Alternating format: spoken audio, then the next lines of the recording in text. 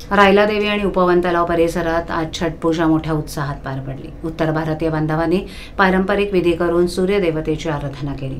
या कार्यक्रमाला राज्याचे उपमुख्यमंत्री एकनाथ शिंदे, माजी आमदार रवींद्र फाटक, शिवसेना सचिव राम रेपाळे, माजी नगरसेवक विकास रेपाळे आणि एकनाथ भोईर उपस्थित होते।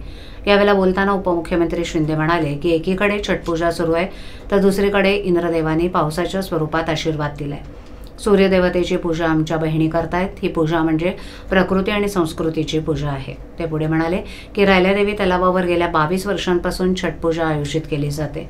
पूर्वी अनेक अडचणी येत असत, पण आता त्या सोडवल्यात। पंतप्रधान नरेंद्र मोदी यांनीही सांगितलं की छठ पूजा ही सामाजिक एकतेचं प्रतीक आहे।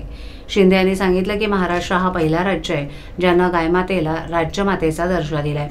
लाडकी बहीण योजना कायम सुरू राहील। आपल्या सणांमधून समाजात एकतेचा आणि संस्कृतीचा संदेश दिला जातो।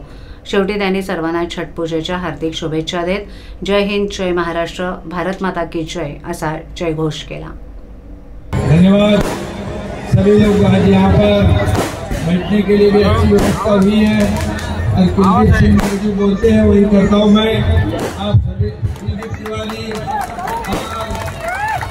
हमारे पूरे अगले स्टेट में से सभी माता बहनें यहाँ पर आई हुई है और आहिस्ता आहिस्ता ये जो रायला देवी का डेवलपमेंट हो रहा है इसकी वजह से आपको और सहूलियत मिलते रहेगी और इनका छठ पूजा की व्यवस्था बराबर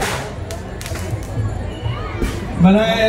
मैंने कहा है कि सब यहाँ पर ब्यूटिफिकेशन करो, इसका डेवलपमेंट करो, लेकिन छठ पूजा का याद रखो कि छठ पूजा को यहाँ कोई दिक्कत नहीं होनी चाहिए। और ये पूरी तरह छठ पूजा का ये पावन पर्व जो शुरू हुआ है आज मैं फिर एक बार, मैं बहुत सालों से यहाँ आ रहा हूँ।